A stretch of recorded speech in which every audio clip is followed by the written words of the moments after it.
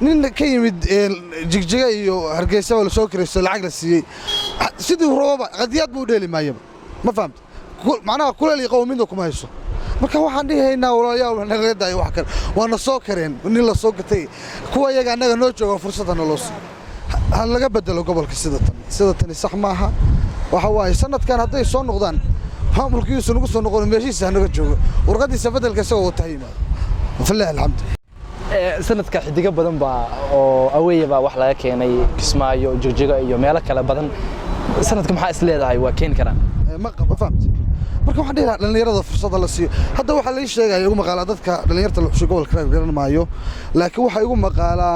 in dhalinyaradii gobolkan matalaysay sanadihii hore oo kubadda aad iyo aad ka yaqaanay oo xirfadlayaasha ahaa iyo ilaa heer gobolka soo ciyaaray maamul goboleedyada Puntland inay gobolka kale matalayaan caqabada la xiriiro in la gacan bidixiyay magacay waa maxamed cabdulqaadir awil waan dhawahay dhuubanow aad baan soo dhaweynaya koobka gobolada Puntland oo hadda dhawaan furmaya waxaan mudaa muddada dambe sportska Puntland kor u soo kacayo wasiirka hoodan Saciidna aad iyo aad ugu mahadsan tahay mustawii sportska jooga mustawa ka sareeyay keentay waxaan moodaa dhalinyarada laga qabtiray dhibaatooyinkii haystay faraha badnaa sida hadeer tahriibtii oo kale oo waxyaalo kale sports iyo barashada iyo ugu mashquulinayo aad iyo aad baan arintaas macnaheedu tahniideynaya oo soo dhaweynaya wasiirada ay u dhaxdeer gobolka Karkaar sanadka xidiga oo xushay bal hadii aad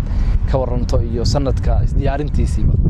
iyo horta gobolka Karkaar oo gobolka waxa way taariikh ku badda cagta Puntland xaflaya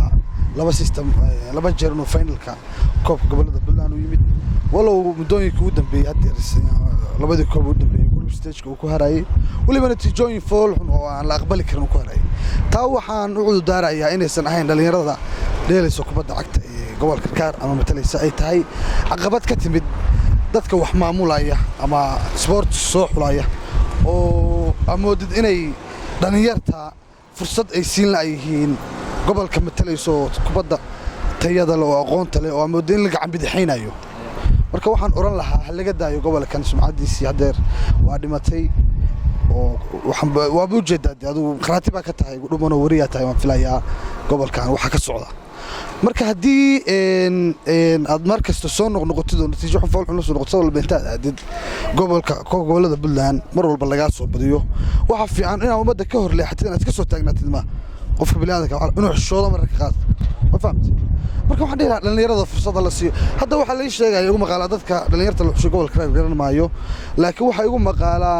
in dhalinyaradii gobolkan matalaysay sanadihii hore oo kubadda aad iyo aad ka yaqaanay oo xirfadlayaasha ahaa iyo ilaa heer